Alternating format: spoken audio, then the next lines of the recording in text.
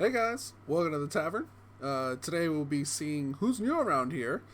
Seems like Tasha's Cauldron added a couple of friends into the tavern, and so we will be asking the question of how to roleplay these new subclasses that were added in as both a player and a DM. Today we'll be going over the Barbarian, Bard, Cleric, Druid, and Fighter. Tasha added a lot of new subclasses, and they can be, they're very, how would I say, mechanics oriented. So role playing them can be difficult outside of what the book presents. But today we'll just be going over a couple of them and thinking outside the box, we'll say. So first up is the Barbarian Path of the Beast. This barbarian gets a bestial spark, something probably in their background. They're a type of shapeshifter. So ideas with this class would be maybe one of their parents was a werewolf of some kind, or some kind of lycanthropy, werebears, werelions, a were-rat even, you could say. And a lot of the abilities that it gets are very flavorful in that department. It could be a spirit animal from their past, kind of shamanistic almost. And or it could be maybe it's kind of like a druid almost, where they protect the wilds and they're protecting maybe like a endangered animal, and they are taking on the aspects of this creature. So it can be pretty interesting. So after that one is the Path of the Wild Magic. The Wild Magic Barbarian feels magic. Magic is always in the air. It is something that is always encompassing in your D&D world. If, maybe you don't have heavy magic in this world, so maybe something like Dark Sun, where it's very low magic. This barbarian can still fit in because it's the chaotic nature of magic itself that is fueling this barbarian. Barbarians are very emotional creatures, and the influence of magic upon them is causing this outburst in rage. It could be something that they can't control, kind of like Phoenix from X-Men, where she can't control her powers, and every time she rages, flames come out of her. But in this case, with the Wild Magic Barbarian, when the barbarian rages, there's an explosion of magic. It could also be some type of curse, where, like, let's say you're a merchant or something, and you had a cursed item, and it caused this aspect in you. Maybe it's a malevolent spirit that's exploding outwards. And it could also be a part of a ancestral or race thing. So like a tiefling who rages and can't control the abyssal magic that's pumping through their blood, explodes outwards in many different effects. And they're pretty cool and pretty interesting to roleplay. It'd be great to have one of these as a villain if you're a DM. Next up, we'll be moving on to the Bard. The first one is the Bard College of Creation. Through song and dance and poetry, they create, and not just creating music or these songs and things that can influence people's lives. This is actual creation, animated objects,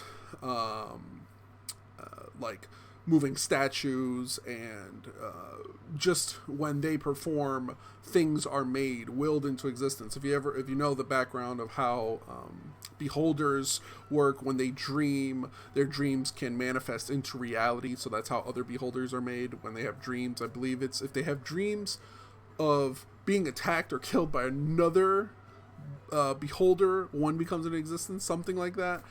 This is very much that kind of thing. I would say they're probably very dangerous if it's if you're running it as a DM. I would say this bard can be very dangerous, where they will into existence whatever they want through song and dance. Can be very powerful. It could make a cool magic item too. You making songs and things are coming out of thin air. I see this as a lot as almost like a fae thing, where the fae, through their power and their influence, they're creating things in the world just from their force of will and presence themselves. And it's a very interesting class to role play. Next up, the College of Eloquence. This is the, how would I say, the noble bard. Very almost hits the nail on the head with this type of bard. It's all about etiquette and, being right and, which fork to use, that type of situation. Almost like a lawyer. They're a lawyer type where they're using their voice and their charisma to lay traps in what they say and make people second guess themselves because of just their convincing nature. This type of bard for a player could be difficult because if the player themselves aren't very charismatic, it can be an issue where they're trying to role play this character who can sway nations and stuff like that, and then the player themselves are like, can I just roll a dice?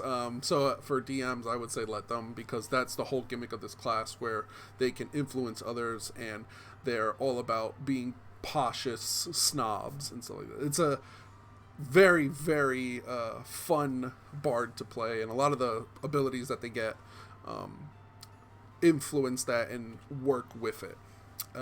Next up is the Clerics. So Cleric, order of domain, or domain of order. It's all about law and order. Think Judge Dredd, and it's very interesting. It's almost paladin-like in nature, where I guess they follow a god of law or order, and they spread their influence out. But it's almost too close to the paladin roleplay wise, where it's all about following these laws. And so I would say this is probably one of those classes where if you're playing order or domain of order, or the order domain, not sure which one it is, I would say that you just roleplay it like a paladin would, based on alignment and stuff. Or let's say your god isn't a god of law and order and more of chaos. This would be spreading the word of chaos in a orderly fashion, which is a oxymoron, but almost like how the Abyss has devils who have contracts and all this other stuff. You could be like their debt collector, where it's like, this is the way things work. You didn't pay your fine or whatever. This order is coming to get you. But very much clerical guards and stuff like that. So I would say it's stepping on the toes a bit of a paladin. If you have a paladin in the party, I would say just talk it out with them, because again, it's very much a paladin type order. Next up is the order, the peace domain. The peace domain cleric is all about being the good guys. So I would talk to the party, and if you have any evil characters in the party, be careful on having a peace domain cleric in the party. But it's all about being the good guys. It's violence isn't the key, that every conflict can be resolved through talking, a very anime thing. If you ever watched anime or any movie, sometimes it's like if these two characters were in the same room and they just talked to each other, all the conflict would end. So this type of character is all about that, where it almost feels like a charisma-based class, but it could be like a prophet, or some type of higher being. I see it almost as angelic levels, where most angels that are depicted in D&D have giant swords. This one is more the peace-loving, caring type. So as a player, that's how you should roleplay it. As a DM, I would say that this is probably one of the best allies the party could have, or one of the worst enemies the party can have, because this type of character can come up to the party and be like, hey guys, let's talk things out and stuff. And if the party's in there, like in a dungeon or something, and they're ready to just kill everything, this type of character could leave and get people to be like, listen, peace is not an option with them, and get a bunch of paladins and clerics and fighters or mercenaries to take these guys out, because they are bringing a world of chaos into this peace that these clerics are trying to push forward. So it could be very interesting based on what type of party you have, or it could be a great ally. It could be a retainer, where this one's all about peace and spreading good word and helping out the land. Next up is the Twilight Domain. The Clerics of the Night, probably worshippers of the moon presence, or a moon god or a night god. These fall into that gray area of where I see clerics as very holy and good people, where the Twilight Domain, they worship nighttime in some way. They know that there's evil beings out there, and they're using the power of night and the moon and the stars and cosmic powers to defend themselves and make sure the night is safe. This can fall in a gray area. Where is it? They're getting powers from like space, and if you know anything about 5th edition, sometimes there's things that will talk back from space, and they're not usually good. So it could be that you are a cleric of like Cthulhu or something, right? And the influence that he has on this world is affecting your character in a way. But anyway, besides that point, this cleric is very moody, almost edgy. They're probably very loving, actually, now that I think about it. The moon itself is a calming presence in the night. It's the shining light in the darkness, you could say. So they're probably very emotional people. They probably cry at the sight of moonlight or something like that. But during the day, I would almost play them as very tired during the day. Like, oh God, I gotta wake up early and stuff like that. They're night people. That's how I would play them. They're not morning people. They hate the mornings. Where's their coffee? Get me out of here. I need to wake up in 6 hours. I don't want to be here. And then during the night, they're very energetic. They're party people at nighttime. But that is the Twilight Domain. Next up is the Druid Circle of Spores. The Druid Circle of Spores sees beauty and decay in mushrooms and in death. So most of our image of the Druid is an animal-loving, leaf-hugging, or tree-hugging leaf lover. They probably smoke some stuff. But this Druid finds that death is the final cycle. Like, death is necessary for rebirth and of growth. And this Druid probably has, like this picture depicts, a mushroom staff, and is probably a little loose in the head on things, but is trying to find the natural order in decay and the afterlife almost. And if anything's trying to stop that, they will go out of their way to explain that these things need to happen. You could almost play this like a cave druid, a druid who hides out in caves all day instead of a forest, which would be really interesting. So yeah, that is the Circle of Spores. And next up we have the Circle of Stars, another spacefaring Cthulhu lover here. Sees nature in stars and sees the ever-expanding universe as their place to protect. They could be fortune tellers, I would say, if they're always fixated on constellations. And maybe these, what they're trying to do is protect the entire planet instead of just like a forest or this one grove or this one place, where the planet is their protective bubble that they want to protect. I would also say maybe an alien. Alien who has come to this planet. So this is probably a DM thing. Alien who has come down to this planet because this planet itself is going to destroy the rest of the universe. So they're coming here to defend their homes back home by invading this other planet and seeing the ecology and seeing what these people have. And I think it could be a super interesting villain. And as a player, tap into that otherworldly alien being that you have. Next up is the Circle of Wildfire. Much like the Circle of Spores, but more direct. Cleansed through fire. Burn away the old for new to grow. Force of nature, of destructive magic.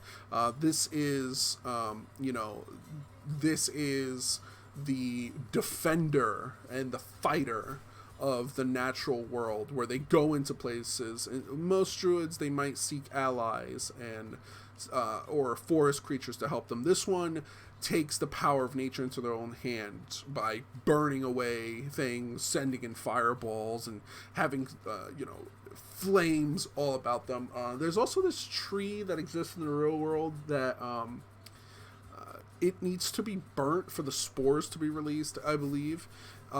Things like that, where burning away things is another aspect of a druid, or the natural order of things. Wildfires happen in real life naturally without any gender reveal parties. But it's one aspect of nature, the same way a tempest druid is.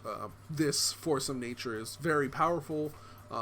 Maybe they get their powers from the sun, or whatever sun is in your world, and they could also be doing this for revenge if their forest was burnt down. So most druid backgrounds are, we don't want the bandits to come here and destroy my forest.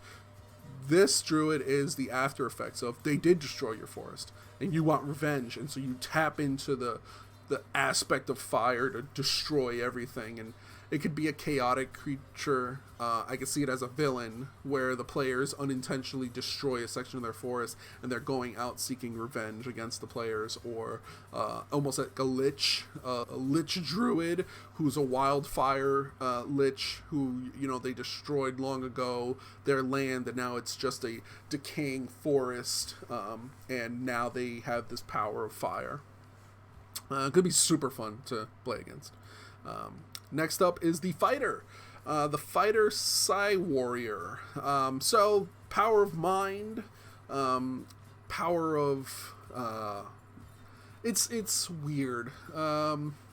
Psychic abilities kind of step on the toes of, one, the monk, because I would say key points, and key is very mental and a psychic type power, where they can channel their chi and their ki into their fists to shoot fire and all this other stuff.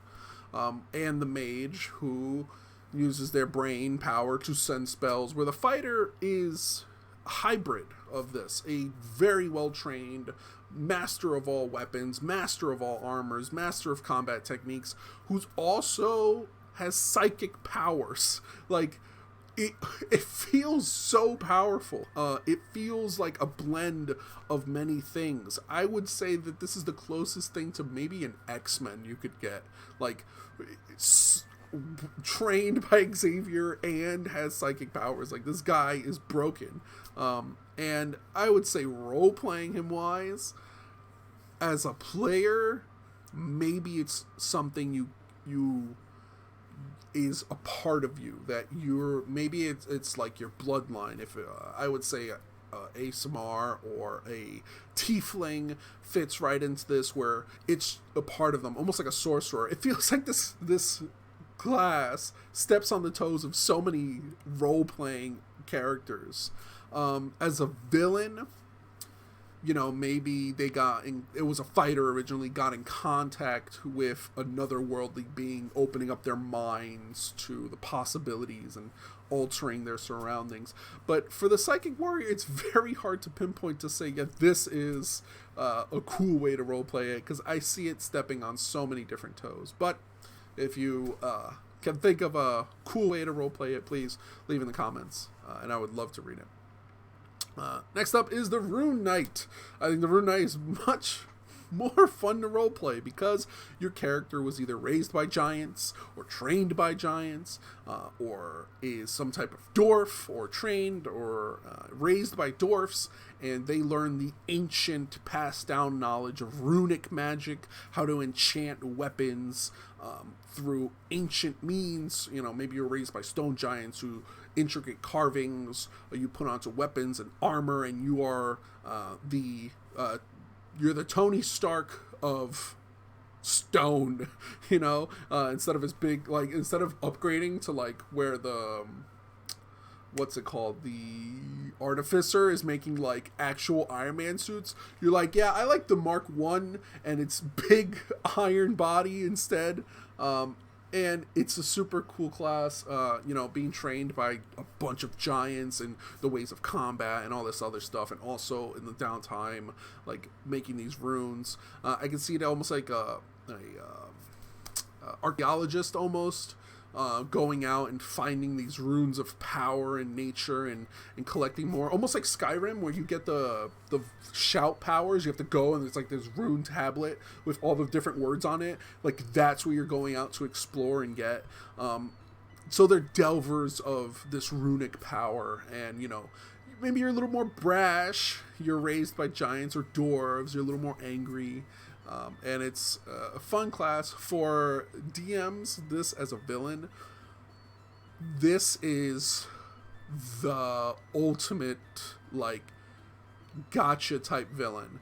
Players are going through a whole dungeon, they're at the end, they're going to go get their magic items or whatever, and there's a rune knight there who's already taken the power, has stolen the +1 weapons runes right from the weapon, and has collected it in the stone.